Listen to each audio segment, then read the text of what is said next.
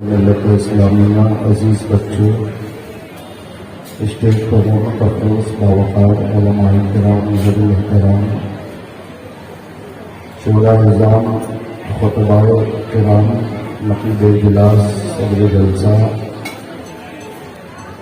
السلام علیکم ورحمۃ اللہ وبرکاتہ۔ نحمده ونصلي ونسلم على حبيبه الكريم، أما بعد، أعوذ بالله من الشيطان الرجيم، بسم الله الرحمن الرحيم، قال الله تعالى في القرآن المجيد والفرقان الحميد، إن الدين عند الله الإسلام، صدق الله مولانا العظيم، بلغنا رسوله النبي الأمين المتين النبي الكريم، ونحن على ذلك من الشاهدين والشاكرين، والحمد للہ رب العالمین۔ حضرات، آئیے ہمارا سب سے پہلے ساری کائنات کے مرکز عقیدت آقائے جہاں معلم کائنات فخر موجودات حضور نبی کریم صلی اللہ علیہ وسلم کی بارگاہ مقدس میں نہایت ہی ادب و احترام کے ساتھ حضور سلام کا نذرانہ عقیدت پیش کرنے کی سعادتیں حاصل کریں اور کہیں اللہم صلی علی سیدنا شفیعنا مولانا محمد بارک وسلم، صلاۃ و سلام علیک یا رسول اللہ صلی اللہ تعالی علیہ وسلم۔ غلط روی سے منازل کا بورڈ پڑتا ہے، غلط روی سے منازل کا بورڈ پڑتا ہے، مسافروں رویش کارواں بدل ڈالو، جگہ جگہ کے تمہیں تھک چکے ہیں ہنگامے، نشاط و لذت خواب گراں بدل ڈالو، نہ سمجھو گے تو مٹ جاؤ گے اے ہندی مسلمانوں، تمہاری داستان نہ ہوگی داستانوں میں۔ ڈاکٹر اقبال فرماتے ہیں کہ یقین محکم عمل پر ہم محبت فاتح عالم، یقین محکم عمل پر ہم محبت فاتح عالم، جہاد زندگانی میں ہے مردوں کی یہ شمشیریں۔ حضرات، میں آپ سے، میری یہ عادت بھی ہے اور میں اس چیز کا خواہاں بھی نہیں رکھتا کہ آپ نعرہ لگائیں، سبحان اللہ کہیں، میں اس چیز کی بھی پرواہ نہیں کرتا کہ کتنے لوگ بیٹھے ہیں، کتنے جا رہے ہیں۔ یقیناً اگر خلوص اور محبت ہو تو ایک آدمی کا خلوص پوری کائنات کے لیے کافی ہے، اور اگر خلوص تو للہیت نہ ہو تو بھیڑ سے کچھ نہیں ہونے والا ہوتا ہے۔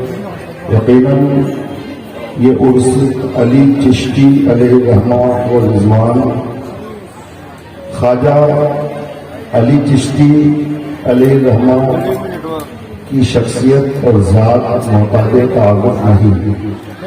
ہمارے علاقے میں بے شمار آراس منعقد ہوتے ہیں، اس عرس کے تحت بڑی بڑی کانفرنسوں کا انعقاد عمل میں آتا ہے، لاکھوں روپے خرچ کیے جاتے ہیں، لیکن آپ اگر صرف میلاد شریف کا پروگرام کر کے بھی اس خواجہ علی چشتی منا لوگے، جب بھی میرا عقیدہ یہ ہے کہ اتنی ہی بھیڑ جمع ہو جائے گی، اس لیے کہ یہاں لوگ یہ دیکھ کر نہیں آتے ہیں کہ پڑھنے والا اور کہنے والا کون ہے، یہاں پر لوگ آتے ہیں خواجہ علی چشتی کی بارگاہ سے فیضیاب ہونے کے لیے، اور وہ فیض ہمیں اور آپ کو مل رہا ہے، انشاءاللہ ملتا رہے گا۔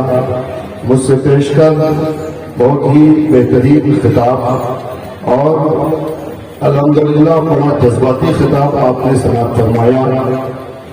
اللہ رب العزت ان کی نیک باتوں پر ہمیں اور آپ کو عمل کی توفیق عطا فرمائے، اور آپ نے ہندوستان کے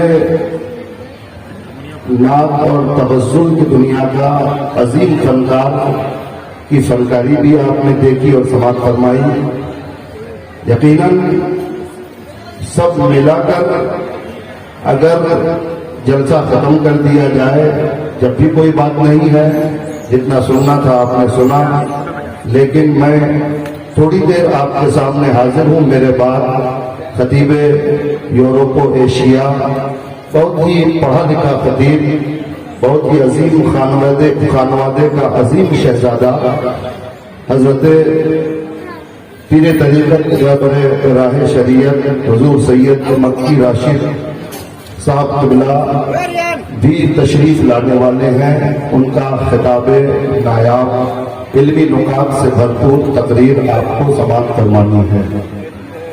بس تھوڑی دیر آپ میری چند باتیں سنیں اور اس پر عمل کی کوشش کریں، اس لیے کہ یہ اس وقت جو حالات ہیں، خاص کر کے ہندوستان کے حالات بڑے نازک ہیں، بیان سے باہر ہیں۔ ہر آدمی social media, social network اور اینڈرائڈ موبائل سے جڑا ہوا ہے۔ کسی سے حالات مخفی اور پوشیدہ نہیں ہے، ہر آدمی یہ دیکھتا اور جانتا ہے کہ اس وقت ہندوستان کے مسلمان کن پریشانیوں کے عالم سے گزر رہے ہیں۔ ہندوستانی مسلمانوں کا مستقبل، ہندوستانی مسلمانوں کو حال میں رہ کر سمجھ میں آتا ہے کہ ہمارا مستقبل کیا ہے، ہمارے لیے کون سی راہیں تیار کی جا رہی ہیں، ہمارے پیروں کے نیچے سے زمین کھینچ لی گئی ہے، ہمارے خلاف منظم سازش کے ذریعے بہت ہی کار عمیق تیار کیا جا چکا ہے۔ بس اب ہمیں ڈھکیلنے کی ضرورت ہے۔ مکمل تیاریاں ہمیں تباہ و برباد کرنے کی ہو چکی ہے، ہر طرف سے ہماری گھیرا بندی شروع ہو چکی ہے، لیکن ہم ہیں کہ وہی بے راہ روی ہے۔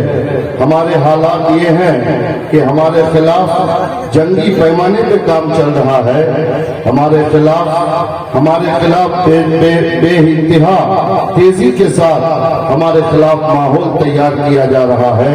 ہماری مسجدوں سے لاؤڈ اسپیکر اتروائے جا رہے ہیں، ہمارے نوجوانوں کو بے گناہ جیلوں میں ڈالا جا رہا ہے، ہمارے ماں اور بہنوں کی عزتیں لوٹی جا رہی ہے۔ کشمیر کے نوجوانوں کو قانون کے نام پر جیلوں کے نظم کر کے کشمیر پر اپنا خونی شکنجا روزانہ کسنے کی تیاریاں چل رہی ہے، لیکن ہمارا نوجوان ہے صبح سے شام تک جو ہمارے معمولات تھے، ہمارے معمولات میں کوئی فرق نہیں آیا ہے۔ ہماری ماؤں کی عزتیں لوٹے لیکن ہمارے ہاتھ سے موبائل نہ چھوٹے، ہمارے نوجوانوں کو بے قصور جیلوں میں ڈالا جائے لیکن ہمارے ہاتھ سے لاٹری کا ٹکٹ ختم نہ ہو، ہمارے نوجوانوں کو سرے راہ گائے کے نام پر، بیف کے نام پر، لب جہاد کے نام پر مارا جائے لیکن ہمارے ہاتھوں سے شراب کی بوتلیں نہ چھوٹے۔ حضرات محترم، اے میری قوم اور ملت کے نوجوانوں، میں بڑے دردناک انداز میں آپ کی بارگاہ میں التجا کر رہا ہوں، خدا کے واسطے بارش آنے سے پہلے عقل مند آدمی جس طرح مکان صحیح کر لیتا ہے، اسی طرح اور حالات بگڑے اس سے پہلے اپنے آپ کو سنبھال لو، اپنے آپ کو اس پوزیشن میں لا کے کھڑا کر دو کہ اس وقت صرف تمہاری گردنیں نہ کاٹی جائے، ورنہ اللہ کی قسم تمہاری بے راہ روی اگر دور نہیں ہوئی، اگر لوٹری جوا سے تم باز نہیں آئے، شراب کی لت سے تم آزاد نہیں ہوئے، تو برما کی طرح تمہاری گردنیں کاٹی جائیں گی، تمہاری لاش پر چڑھ کر کوئی غیر مسلم شراب پی کر ناچتا ہوا نظر آئے گا، اس وقت مرنے کے علاوہ تمہارے پاس کوئی راستہ نہیں ہوگا۔ حضرات محترم، آج ہمارا معاشرہ، آج ہمارا سماج صرف فضیلتیں سننے کے عادی بن گیا ہے۔ غریب نواز نے کٹورے میں انا ساگر کو لے کے آ گیا، غریب نواز نے جوگی जयपाल को गरीब नवाज की जूतियां मारकर नीचे ले आई, हमारा नौजवान खुश हो जाता है, करामतें सुन के नारा लगाने लगता है। खबरदार, सिर्फ तुम्हारे नारों से हिंदुस्तानी मुसलमानों की तकदीरें नहीं बदलने वाली है। अगर तकदीरें बदलना चाहते हो तो शरीयत मुस्तफा पर अमल करना पड़ेगा। सिर्फ नारों से इनकलाब पैदा नहीं होगा, हाँ उस नारे से इनकलाब पैदा होगा जब नमाज़ें पढ़कर नारा लगाओगे, रोजा रखने के बाद नारा लगाओगे, शरीयत मुस्तफा पर अमल के बाद नारा लगाओगे। वरना मस्जिद के करीब से नहीं गुजरते हो, रोजे से कोई ताल्लुक नहीं है, शरीयत मुस्तफा पर अमल नहीं, माँ बाप को सुबह शाम गाली देने वाला नौजवान अगर जलसे में आकर करामत सुनकर हजारों नारा लगा दे तो इस नारे से न इस्लाम का मिजाज बदलेगा न तेरी तकदीर बदलने वाला। इसलिए हो सकता है कि मेरी बातें थोड़ी सी कड़वी आपको लगे, लेकिन मुझे उससे कोई फर्क नहीं पड़ता है, इसलिए कि अल्हम्दुलिल्लाह मैं वो खतीब नहीं हूँ जो दूसरी बार आने की लालच रहती है। आपका इख्तियार और पावर सिर्फ इतना है कि आप दोबारा मुझे नहीं बुलाओगे। अल्हम्दुलिल्लाह मैं इसकी तमन्ना भी नहीं करता, हक बात बोलने आया हूँ, डंके की चोट पर बोल कर जाऊंगा। आप बुलाओ न बुलाओ मुझे कोई फर्क नहीं पड़ता है, इसलिए कि मेरा अकीदा ये है कि मेरी रोजी का मालिक जलसा वाला नहीं है, मेरी रोजी का मालिक मेरा परवरदिगार है, मेरी रोजी का मालिक मेरा वो खुदा है जो पत्थरों के नीचे कीड़े मकोड़ों को रोजी देता है, मेरी रोजी का मालिक वो खुदा है जो मुश्किल में सांप को रोजी देता है, जो समंदर में बेज़बान मछलियों को रोजी देता है, मेरी रोजी का मालिक वो खुदा है जो रात को पतली सी डाल पे सोने वाले परिंदों को गिरने से महफूज रखता है। इसलिए मेरी रोजी का मालिक जलसा वाला नहीं, आप बुलाओ ना बुलाओ, आप राजी हो या नाराज हो मुझे फर्क नहीं पड़ता, मैं हक बात बोलूंगा तो आप नाराज हो जाओ कोई फर्क नहीं पड़ता। मेरा अकीदा है हक बोलने से मदीने वाला मुस्तफा राजी हो जाता है।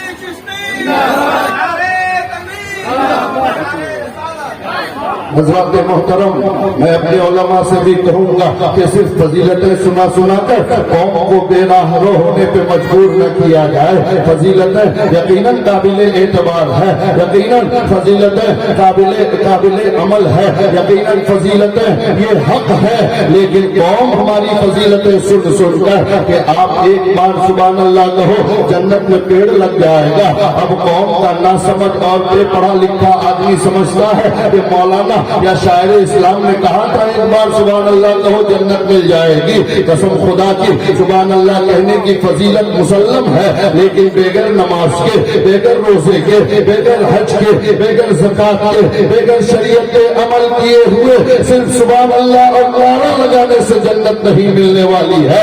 मेरे दोस्तों और बुजुर्गों, जन्नत चाहते हो ये नवाफिल के दर्जे में है, आप फराइज पे अमल जरूरी है।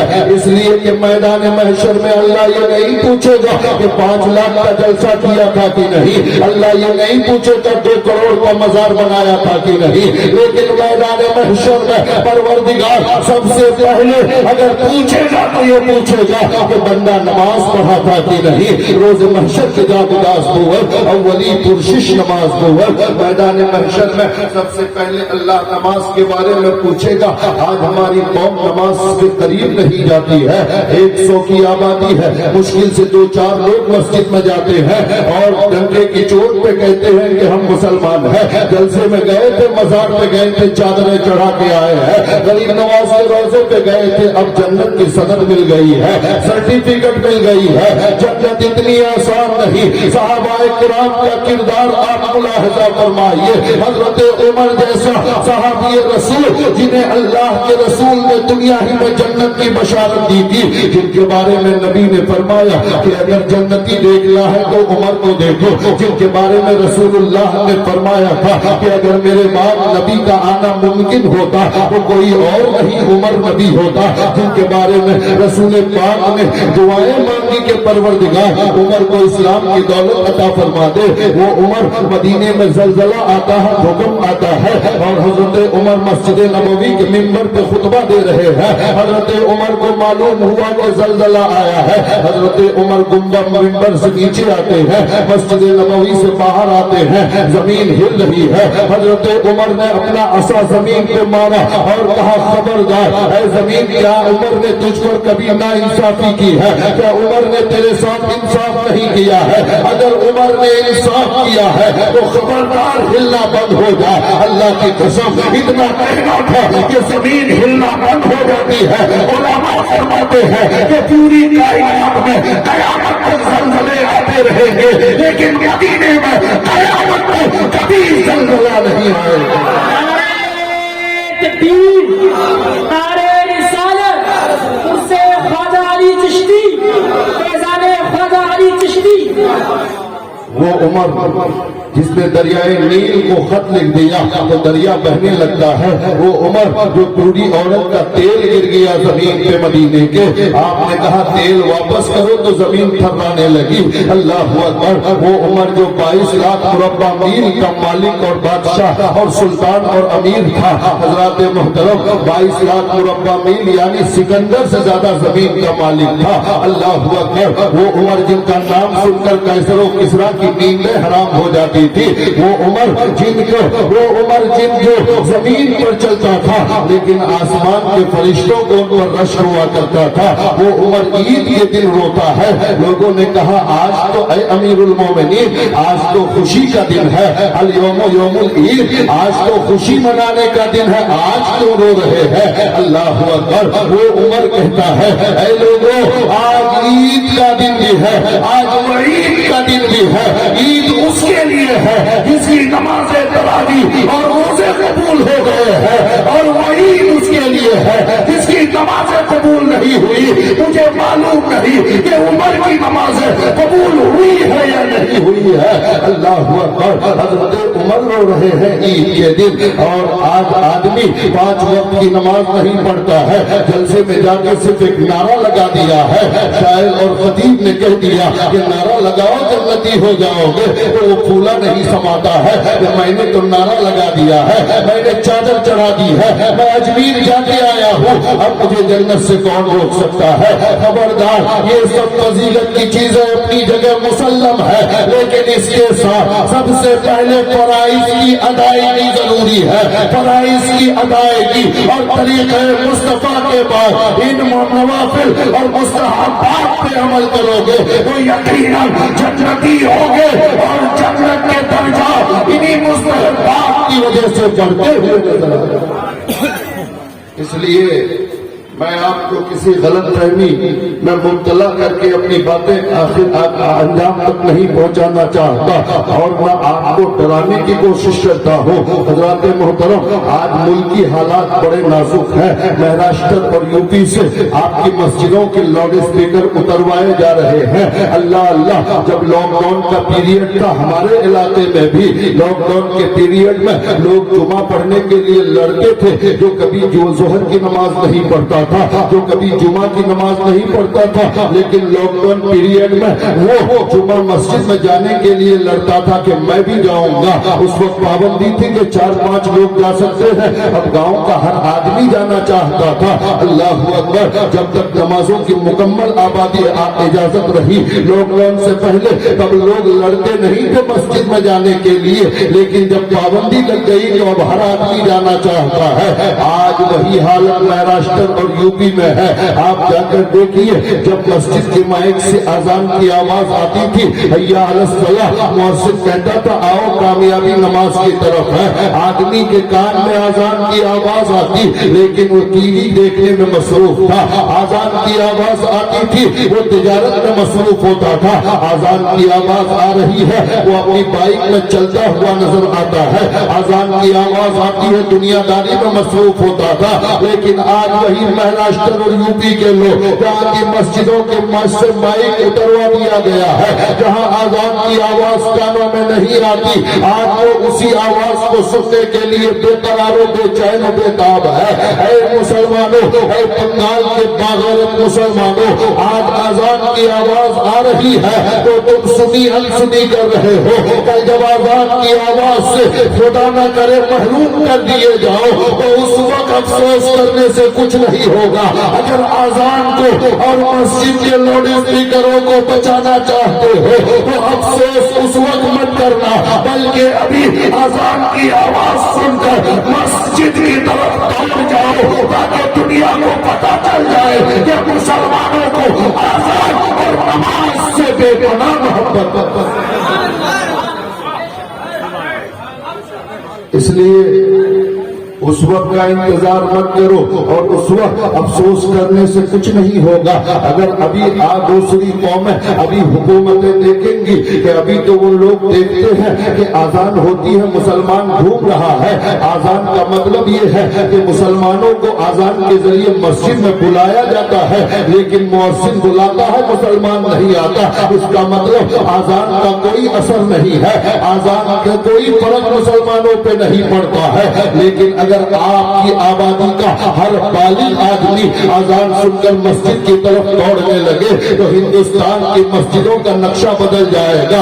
جب 100 آدمی کسی شہر میں آزان سن کر مسجد کی طرف دوڑنے لگیں گے تو ہر گلی ہر کوچے میں نمازی مسلمان نظر آئے گا، غیر کو سوچنے پہ مجبور ہوگا۔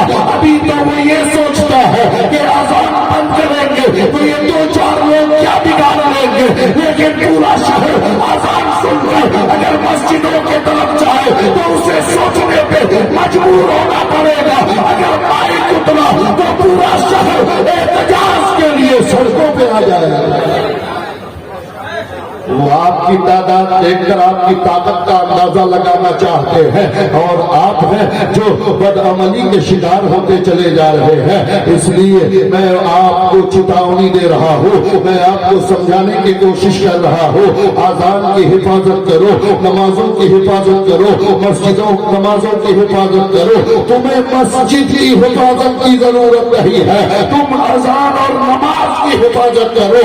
اللہ کی قسم تمہاری مسجدوں کی حفاظت خود پروردگار عالم فرمائے گا۔ شرط یہ ہے کہ تم نماز کی حفاظت کرو، تم مسجدوں میں جانے کی عادت ڈالو، تم آزان کی آواز پہ مسجدوں کی طرف دوڑ جایا کرو۔ اللہ کی قسم اللہ تمہاری مسجدوں اور نمازوں کی حفاظت فرمائے گا۔ اور میں آپ کو بتاؤں اللہ کی قسم آج جو حالات ہمارے خلاف تیار ہو رہے ہیں، ابھی یوپی میں سول کوڈ لاگو ہونے والا ہے، یعنی ایک ملک ایک قانون، مسلم پرسنل لا کو ختم اور برباد کرنے کی ناپاک سازشیں تیار کی جا چکی ہیں۔ مسلم پرسنل لا کو ختم کرنے کی ناپاک سازشیں مکمل طور پر تیار کی جا چکی ہے، صرف لاگو کرنے کی دیری ہے۔ اللہ اللہ، اے میری قوم کے باغیرت مسلمانوں، آپ کان کھول کر سنیے اور عمل کرنے کی کوشش کیجیے۔ آپ مت یہ دیکھیے کہ ابھی یوپی اور مہاراشٹر اور پلا جگہ ہو رہا ہے، یقیناً حکومتیں بدلنے میں دیر نہیں لگتی ہے۔ اگر آج یوپی اور مہاراشٹر کے یہ حالات ہے تو یہ مت سوچنا کہ ہمارے ساتھ ایسا نہیں ہوگا۔ اگر آپ کی تیرہ روی بدعملی دور نہیں ہوئی، اور آپ کیا یہ سمجھتے ہیں کہ آج جو یہ بی جے پی کی حکومت آئی ہے وہ اپنی طاقت اور بلبوتے پہ آئی ہے؟ قسم خدا کی آج سے 1400 سال پہلے میرے مصطفیٰ نے فرما دیا تھا، اعمالکم امالکم، تمہارے اعمال ہی تمہارے حاکم ہے۔ اگر عمل اچھا ہوگا تو حاکم اچھا ہوگا۔ اللہ کے نبی نے فرمایا اگر عمل اچھا ہوگا تو بادشاہ اچھا ہوگا۔ آج تو یہ ظالم حکومت ہمارے سروں پہ مسلط ہے تو یہ صرف ان کی طاقت کا نتیجہ نہیں ہے بلکہ مسلمانوں پر اللہ کی طرف سے عذاب مسلط کیا گیا ہے۔ اے میری قوم کے لوگوں، آپ نماز سے دور ہو، آپ برائیوں سے قریب ہو، آپ سیرت مصطفیٰ کو بھول چکے ہو، آپ نے طریقہ مصطفیٰ کو بھلا دیا ہے، تو آپ یہ مطلب نہیں کہ اللہ عذاب کے لیے آگ برسائے گا، اللہ عذاب کے لیے اگلی امتوں کی طرف پتھروں کی بارش برسائے گا، اس لیے کہ اللہ نے وعدہ وعدہ فرمایا ہے اے مصطفیٰ تجھے رحمت للعالمین بنا کر بھیجا ہوں، اس لیے اور امتوں کی طرح تمہاری امت پر آسمانی عذاب نازل نہیں ہوگا، لیکن سنو تمہاری بدعمالیوں پر تم پر ظالم حاکم عذاب کے طور پر مسلط کر دوں گا۔ نعرہ حضرت خطابت کی دنیا کے بیداد بادشاہ ہیں، بلکہ چوچا شریف کے بچوں کو، خانوادے کے شہزادوں کو تقریریں سکھائی پڑھائی رٹائی نہیں جاتی، یہ اس خانوادے کا فرزان ہے کہ وہاں کا بچہ بچہ فطری طور پر خطیب ہوتا ہے، اور یہ عظیم المرتبت خطیب پوری دنیا میں جن کے خطابت اور جن کے علمی کارناموں کی شہرت کی دھوم مچی ہوئی ہے، آپ ان کے نورانی چہرے کی زیارت سے مستفیض ہوئیے۔ بس 2-4 منٹ آپ کے سامنے، چونکہ ابھی میں نے شروع ہی کیا تھا کہ حضرت کی تشریف آوری ہوئی، انشاءاللہ کل بھی ہماری تقریر ہوگی، حضرت کی بھی موجودگی رہے گی۔ کل میں آپ کے سامنے علاقائی اور ملکی حالات پر سیر حاصل گفتگو کرنے کی کوشش کروں گا، اور ہمارے جلسوں کا نظم و نسق اتنا خراب ہو چکا ہے، ہمارے جلسوں کا معیار ہم نے اتنا بگاڑ دیا ہے کہ ہمارا جو خطیب ہوتا ہے وہ شروع میں ہم وقت کو ضائع کر دیتے ہیں، اور جب لوگوں کی آنکھوں میں نیند آنے لگتی ہے تب ہم خطیب اعظم ہندوستان کو کرسی پہ لاتے ہیں۔ اس وقت آدھے لوگ نیند کے نظر اور آدھے لوگ بڑی بے دلی کے ساتھ گفتگو سنتے ہیں۔ حالانکہ علماء اتنے تشریف لائیں، میرا مشورہ ہے آپ سب کا استقبال کیجئے، جلسہ والا سب کی عزت کریں اور سب کو بہتر اور معتدل میں لفافہ بھی دیں، لیکن تقریریں آپ انہی سے کروائیں جن کے لیے آپ نے پہلے سے پلان بنایا ہے، تبھی جا کر ہمارے جلسوں کو کامیابی ملے گی۔ اور رات بھر کے جلسے کرنے کی ضرورت نہیں ہے، بلکہ صحیح وقت پہ جلسہ شروع کیجئے اور صحیح وقت پہ جلسہ ختم کیجئے۔ رات بھر جلسہ کر کے فجر کی نماز قضا ہو جائے تو یقیناً اس جلسے کا فیض ہمیں نہیں ملنے والا ہے۔ جلسہ ہم نماز کی تبلیغ کے لیے کرتے ہیں، اور جلسہ کر کے نماز ہی ختم ہو جائے تو پھر جلسے کا مقصد کیا ہے؟ جلسے کا مقصد فوت ہو جاتا ہے۔ اس لیے میں بڑی تیزی کے ساتھ 2-4 منٹوں میں نے جو گفتگو شروع کی تھی خطیب اعظم ہندوستان، خطیب یورپ و ایشیا کی موجودگی میں چند جملے آپ سنیں۔ آج ہندوستان سے کی مسجدوں سے مائک اتروانے کی کوششیں جاری ہے، بلکہ بہت سی جگہوں پہ لاؤڈ اسپیکر پہ پابندی بھی لگ چکی ہے، اور نہ جانے کیا پابندیاں۔ حضرت جس صوبے سے تعلق رکھتے ہیں، یو پی کا بہت مردم خیز شہر بنارس وارانسی، وہاں کے گیان واپی مسجد پہ بھی اب غیروں کی نظریں جمی ہوئی ہیں، بلکہ وہ ایسے حالات میں پہنچا دیے ہیں۔ ایک مسجد ہمارے ہاتھ سے چلی گئی، دوسری مسجد کو ختم کرنے کی سازشیں مکمل چل رہی ہے۔ قانون کو بالائے طاق رکھ کر مسلمانوں کے جذبات کے ساتھ کھیلنے کی ناپاک کوششیں جاری ہے۔ حضرات محترم، مجھے یہ بتانا مقصود نہیں ہے کہ مسجد کے ساتھ کیا ہو رہا ہے، بلکہ میں آپ کو یہ بتانا چاہتا ہوں کہ آپ اپنی تاریخ پڑھیے، آپ مسلمانوں کی تاریخ پڑھیے، ہندوستان کے مسلم تاریخ سے آپ کو واقفیت ہونی چاہیے۔ آج ہمارے نوجوانوں کا حال یہ ہے، اسکول اور کالج میں پڑھنے والے نوجوانوں کا حال یہ ہے کہ میڈیا جو ہمیں دکھاتی ہے وہی ہم دیکھتے ہیں، میڈیا جو ہمیں سناتی ہے وہی ہم سنتے ہیں، میڈیا جو ہمیں دکھانے کی کوشش کرتی ہے وہی ہم دیکھنا چاہتے ہیں۔ ہم تاریخ کا خود مطالعہ نہیں کرتے، ہم تاریخ جاننا نہیں چاہتے ہیں۔ آج میڈیا چیخ کر کہہ رہی ہے کہ گیان واپی مسجد کو گیان واپی مسجد کو اورنگزیب نے مندر کو توڑ کر بنایا تھا، حالانکہ اگر ہم تاریخ پڑھیں، ہمارا نوجوان کے چند غیر مسلم دوست ہو یا میڈیا کے سامنے میڈیا والوں نے کہا اورنگزیب نے مندر توڑ کر بنایا تھا، ہمارا نوجوان سن کر اس پر عمل کر لیتا ہے، سوچتا ہے صحیح کہہ رہا ہے، حالانکہ یہ غلط ہے۔ آپ تاریخ پڑھیے، اورنگزیب औरंगजेब अलैहि रहमत व रिजवान ने ज्ञानवापी मस्जिद की तामीर नहीं की थी। ज्ञानवापी मस्जिद अकबर के दौर से भी पहले मौजूद थी, इसलिए कि बनारस के मशहूर बुजुर्ग हजरत तैयब बनारसी रहमतुल्लाह अलैह ज्ञानवापी मस्जिद में नमाज जुमा अदा करते थे।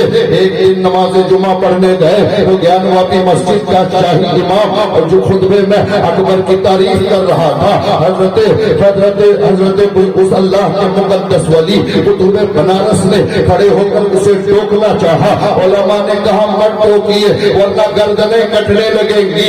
और हजरत तैयब शाह बनारसी रहमतुल्लाह अलैह अकबर के दौर के बुजुर्ग और आलिम दीन है। हजरत मोहतरम, अगर हमारे नौजवान हमारी तारीफ पढ़े तो हम उनके सुनकर मरऊब नहीं होंगे। अगर आप तारीफ नहीं पढ़ोगे, अगर आप तारीफ से आपकी वाबस्तगी नहीं होगी, अगर इस्लामी तारीफ की जानकारी आपको नहीं होगी तो यकीनन उनकी गलत बात को सही मान लोगे। ताकत नहीं है अलग बात है, लेकिन ये तो कह सकोगे कि हम बदला नहीं ले सकते हैं, लेकिन तुमने जो गलत तारीफ बताया है हम उसे तस्लीम नहीं करते हैं, हमारी सही तारीफ ये है।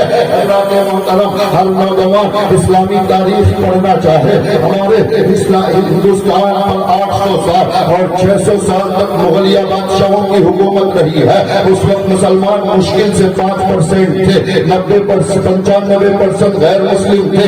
800 साल तक मुसलमान बादशाहों ने 95% लोगों पर हुकूमत किया है। अल्लाह अकबर, अगर मुसलमान बादशाहों ने जुल्म किया होता तो आज हिंदुस्तान का नक्शा ऐसा नहीं होता।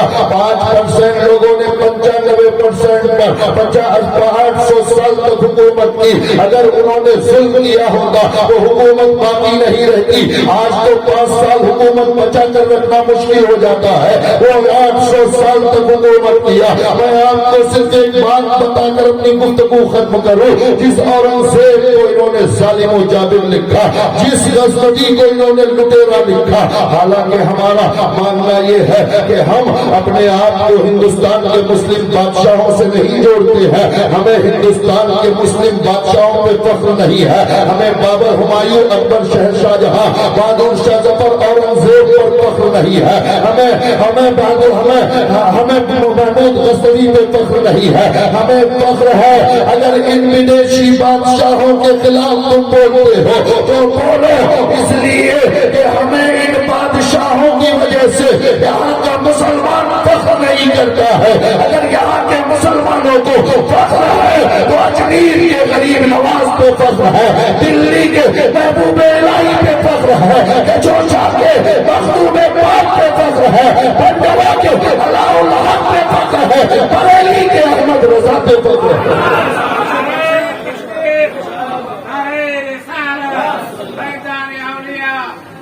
इसलिए कि तारीख शहादत पेश करती है 800 साल की मुस्लिम हुकूमत में उतने लोग मुसलमान नहीं हुए जितना गरीब नवाज के हाथ में तनहा गैर मुस्लिमों ने कलमा पढ़कर इस्लाम की दौलत कबूल की है। औरंगजेब को तो तारीख में बड़े गलत अंदाज में पेश किया जाता है।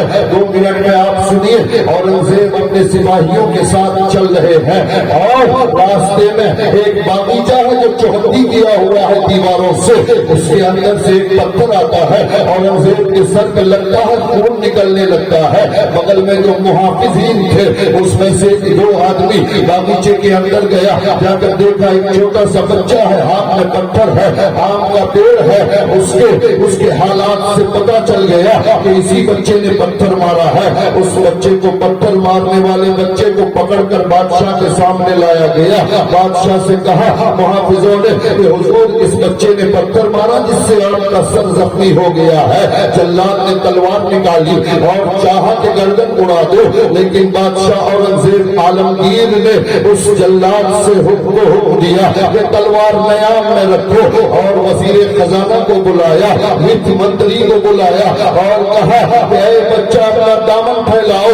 पत्थर मारने वाले बच्चा जो डर रहा था, कांप रहा था कि अब मेरी गर्दन कटेगी, बादशाह हिंदुस्तान ने कहा दामन फैलाओ। जब बच्चे ने کانپتے ہاتھوں سے دامن پھیلایا تو اورنگزیب نے کہا اے وزیر خزانہ سونے اور چاندی کے سکے اس بچے کے دامن میں بھر دو جہاں تک یہ بوجھ برداشت کر سکے چاندی اور سونے کے سکے ڈالتے رہو اللہ اللہ وزیر نے کہا حضور پتھر مارنے والے کو تو سزا دی جاتی ہے لیکن آپ نے انعام دینے کا رواج کیسے قائم کر دیا یہ انعام کے لائق نہیں سزا کے لائق ہے اور اورنگزیب کا تاریخی جملہ یاد رکھنا اور اس پر عمل کرنے کی کوشش کرنا اورنگزیب بادشاہ نے کہا اے میرے وزیر سنو ارے یہ بچہ ایک بے زبان آم کے پیڑ کو پتھر مارا تو بے زبان آم کا پیڑ پتھر مارنے والے کو پھل دیتا ہے میں تو اشرف المخلوقات ہوں اگر کوئی مجھے پتھر مارتا ہے تو میں اسے سزا نہیں بلکہ میں اسے انعام اس لیے دے رہا ہوں کہ میں اس بے زبان پیڑ سے اچھا بننا چاہتا ہوں اللہ اکبر میرے دوستو جو بادشاہ پتھر مارنے والے کو انعام سے نوازے وہ کسی غیر مسلم پر ظلم نہیں کر سکتا ہے اس لیے اور ہندوستان کا وہ شہنشاہ جس نے پوری زندگی 56 سال کی حکومت سب سے زیادہ ہندوستان پر لمبے پیریڈ تک اگر کسی بادشاہ نے حکومت کی تو اورنگزیب علیہ رحمت و رضوان نے کی ہے اور اپنے اس پیریڈ میں انہوں نے حکومت کا ایک پیسہ بھی بیت المال کا ایک پیسہ بھی اپنے مصرف کا استعمال نہیں کیا قرآن کی تلاوت کرتے تھے ٹوپیاں سل کر آپ بیچتے تھے آپ کو میں کہنا چاہوں گا 5 سال کے لیے کوئی ممبر مکھیا ہو جائے تو کئی نسلیں بیٹھ کر کھانے کے لائق بن جاتی ہے لیکن قربان جاؤ 56 سال تک اکھنڈ بھارت پر حکومت کرنے والا وہ شہنشاہ جس کے مرنے سے پہلے وصیت کرتا ہے کہ 3 روپے 2 آنے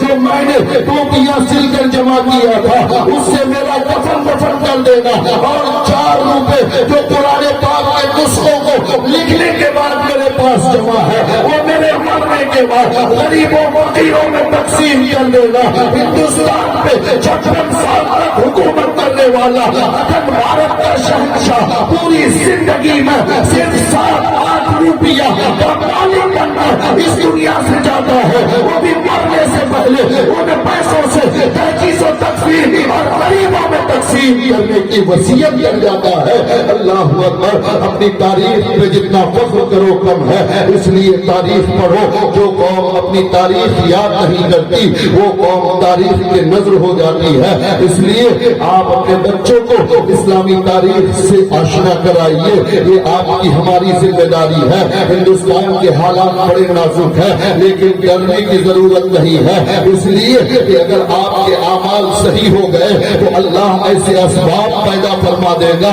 اندلس ہمارے ہاتھ سے اس دین جاتا ہے تو اللہ اندلس عطا فرما دیتا ہے ایک علاقہ جاتا ہے تو خدا اس سے بڑا علاقہ مسلمانوں کو عطا کر دیتا ہے شرط یہ ہے ڈاکٹر اقبال کی زبان میں طریقہ مصطفیٰ کو چھوڑنا ہے وجہ بربادی اسی سے قوم دنیا میں ہوئی ہے بے اقتدار اپنی ہمیں کرنی ہے شہنشاہ فتح کی رضا جوئی وہ اپنے ہو گئے تو رحمت پروردگار اپنی نبی کے نقش قدم پر چلیے مصطفیٰ کے طریقوں کو اپنائیے مصطفیٰ کے شہزادوں کے طریقوں پر چلیے بزرگان دین کے طریقے کو اپنا طریقہ بنا لیجیے آج بھی ہو جو براہیم صائمہ پیدا آپ کر سکتی ہے انداز گلستہ پیدا آپ طریقہ مصطفیٰ پر چلیے مسجدوں کو آباد کریے شریعت کے مطابق زندگی گزارنا شروع کر دیجیے انشاءاللہ مسلمانوں کا غلغلہ دوبارہ بحال اللہ فرما دے گا اللہ رب العزت کی بارگاہ میں دعا ہے کہ مولا